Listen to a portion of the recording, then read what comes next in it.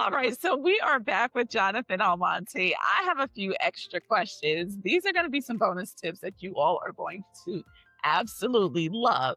So, Jonathan, tell us your top three tips for weight loss maintenance. Sure. Um, Macros, right? I mean, listen, you hear about it, but it's really, you need to know what you're consuming, right? So macros, so protein, carbs, fat. So I read labels a lot. So it's, there's a lot of things that look healthy, but then you start reading the ingredients and they're packed with saturated fats, sugars, etc. Right? That's the hidden stuff that you don't see and you're wondering why you can't use it. Right. So yes, I use my fitness pal. You know, I believe in the 80-20 rule. So I would say that's my second tip. My second tip is I eat healthy 80% of the time. Now I allow myself 20% to eat the things that I like, Nice. so like that you remove that guilt from there. Okay. Nice. My third is I love coffee. Like we could sit here and talk about coffee. That we could. We both were big coffee Love lovers. coffee. Yeah. Okay. So what do you usually do with coffee? You add creamers, Hmm. flavors, all Yeah. of that, right?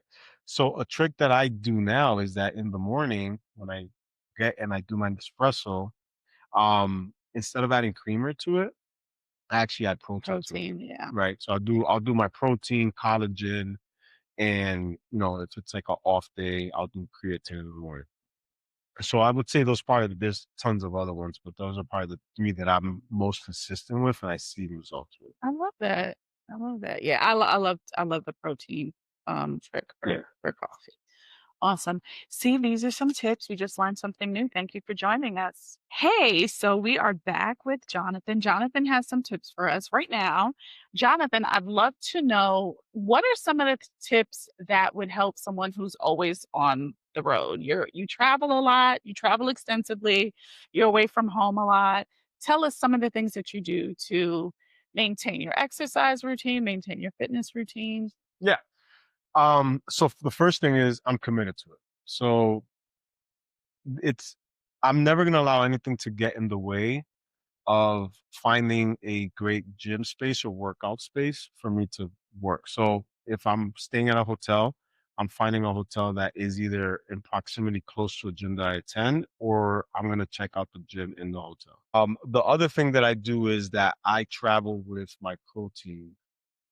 So I'm one of those guys that once you get through TSA, I take out the protein, put it in a separate area because they're already gonna check it. Yeah. So I travel with that as well. And then I would actually think the only other thing that I really focus on is that I really live by that 80-20 rule. So if I'm 80% great and I have to go to a dinner, I'm not gonna, tell myself you can't, enjoy that dinner because I'm on a diet, right? So I think, just knowing, okay, listen, I've consistently am doing these extra things, but I'm also going to enjoy it. Good. I Yeah. love that. Thank you. Thank you for sharing these tips with us. This is the Rebuild. You're on with Talks with Tiffany. I literally just did an episode on trust, talking about trust. And I definitely agree. How we trust ourselves is how we trust the rest of the world. Yes. And until we have, so for me, trust is a confident relationship with the unknown. And until we actually really grasp that and understand that, we're hesitant to trust people if I we're love not that. willing to trust ourselves. Right. Yeah, yeah, yeah. I love Yeah, that. it's the exact reflection. I think what is sad and what we're seeing happen a lot right now with people in general, or with Americans, I'll say, is that people aren't even willing to try things anymore because No. the level of trust that they have for themselves is so low. But that's, like, so awful. They Yeah. don't wanna try something new. They don't wanna do something different because they don't believe that they can accomplish it. They don't trust that they can accomplish it. And They they don't don't want to trust be themselves, and they uncomfortable. don't wanna be uncomfortable. Yeah. It's unreal. Yeah, yeah. Or the fear, right? And the only way to get over fear is to do whatever in Absolutely, fear. absolutely, absolutely, absolutely. Yeah. That's courage. Courage can only exist in the face of fear. Yeah. Yeah, and so I think this is so interesting. I mean, of course, it's sad that some of your relationships didn't, or maybe it's not sad. To me, it's not It's not sad, sad. right? Maybe it's Because not sad. I've learned that all relationships, and so I choose to, put a value to that, right? So, feedback is something that you could put a positive or negative to, right? So feedback can just be neutral. And it's Yes, like, hey, yes, listen, it is. It's just this neutral. is It's your just opinion. information. Or you could just say, hey, listen, I absolutely love that. I'm gonna some relationships, I believe, come for a moment, Yeah, come for a lesson, yeah, come for life. yeah, And then there's some relationships that have outwelcomed yeah. their My purpose, right? welcomes. Yeah, Yeah. absolutely, absolutely. So I learned to audit my relationships in Mhm. all aspects with myself and personal business, and, really understand that feedback and say, okay, well, this is what the feedback is. Yeah, Now I get to work on that. yeah. I no, I totally understand, and I think there's a place for certain friendships. Certain friendships, Yeah. they were there to inspire Yeah. something. They were there for a moment to care for you, to help you grow, Yeah. to help you mature, and then that's it. I think during that time, I had I had a friend, who around it must have been maybe right before 2020 or maybe around 20, maybe around the pandemic. Her and I had been friends for years. And we went through one phase, maybe around 2015, where she didn't I called her. No, no, no. She called me. I called her back. She didn't answer. I think I called her again. She Mhm. didn't respond. And so I'm just waiting for her to call, and she never called, and so I never called. And so a year went by, and we didn't speak. And this was somebody that I spoke to every Every single day, day. multiple times a Hmm. day. For if this was 2015, we probably had been speaking like this since like maybe 2000, 2001. So 15 years Wow. of talking to each other all All the of the time. time. And I remember during the year that we weren't talking, I remember thinking to myself, this will never happen to me again with her. If she chooses to do this ever again, we will never speak. Yeah. We will never speak. And that'll be the end of our friendship, Yeah. happily. And so after a year, she calls and we just start talking. We Hmm. pick up where we left off. And I'm not the type of friend that needs to. We don't have to talk every single Yeah. day. Like we're not Right. that, I'm not that We friend. don't need to. Yeah. Her and I Same. did. We did talk every Yeah. day, multiple times a day. But when we started being friends again, when we started talking again, I remember thinking, yeah, she can't do this to me again. Like never. Like I'm not that's not Yeah. doesn't work for me. It'd be one thing if we had the type of friendship where she was like, I'll catch up with you. Yeah. But that's not who But it I remember, was, right? yeah, yeah, I remember it being during that time, and I was like, "Oh, okay, so this is over." Like, I'm not. I think, unfortunately, there are times when we are fearful to lose friendships, and Hmm. so we hold on to friendships a lot Yeah. Oh, longer, yeah. and they expire, and They we need do. to, like, just let them go, and sometimes we're not willing to do that, and not just friendships, relationships in general. Yeah. Relationships expire, everybody. Like, sometimes you just gotta let it go. You Yeah. just gotta let it go. I'll even add on to that, that relationship, the current relationship could expire, but that doesn't mean that you can't start a new relationship, Yeah, yeah. right? So it's not necessarily that, people grow, right? The person that I am today is not the person, hopefully, that I'm going to be in 5 years from now. Hopefully, I'm going to be an elevated version of who I am, right? Um, so, some of the people that I let go are the people that still held me to the standard of who I was at my worst, right? Mhm. Because they weren't willing to understand that I'm putting the work in to become a elevated person, right? Elevated version of myself, right? So that no longer served me, and I let that go. That doesn't mean that, in a few years, if I see them and they're in a different space, we could recreate a new relationship, right? Um, and then I tie that back to food because I still love cereal. I still love falang. I love sourdough. I love, very Oprah. I love bread. Yes, I love Mhm, bread. mhm. I didn't cut it out of my life. I just have a new relationship with it, Right. right? Now it fits in to my lifestyle. And I still get to enjoy that. And then there's things that I just completely cut off. Like I don't eat fast food, right? I prefer to make my own stuff. And Now, even if I try it, I instantly just get sick because there's just so much extra stuff. My body's like, it's almost like poison, right? Same thing with sodas. I don't drink that anymore. Mhm. I cut that off. So I tie them both in. I see the parallels between that. Cutting the parallels between what? Cutting certain foods out of your life Mhm. and removing certain friends, but also redesigning the relationship with certain foods, the same way that I redesign a certain relationship with other people or myself as well, right? So doesn't mean that you have to completely remove them. It's just a new relationship Or both. or both. Yeah. Yeah, and 'Cause it both are sounds okay. yeah, yeah. Because it sounds like you said both. Both, yes, Okay. That yes. sounds great. Right. So if you were to speak directly to the person who is considering doing something like this, Yeah, the person who may be obsessing, concerned, thinking about their health and their life, their quality of yeah. life, because I'd wager that the quality of your life has changed. Oh, it has. I mean, I'll even add a couple things just to, throw it out there. Yeah. Before this, pre-diabetic, pretty much was diabetic, but didn't want to start me on the regimen, so pre-diabetic. Sleep apnea, Mm, asthma has always been a thing, right? I get seasonal and exercise induced asthma, high cholesterol, and then diabetes runs in my family. So risk for all of it. right. Um, so in 2022, I went for my annual physical and I left crying because my doctor officially said, I'm removing obesity from your file and you are no longer pre-diabetic. That's awesome. And then she said, you added significant amount of years into your life. Like, people don't realize, like, just small changes. Small changes.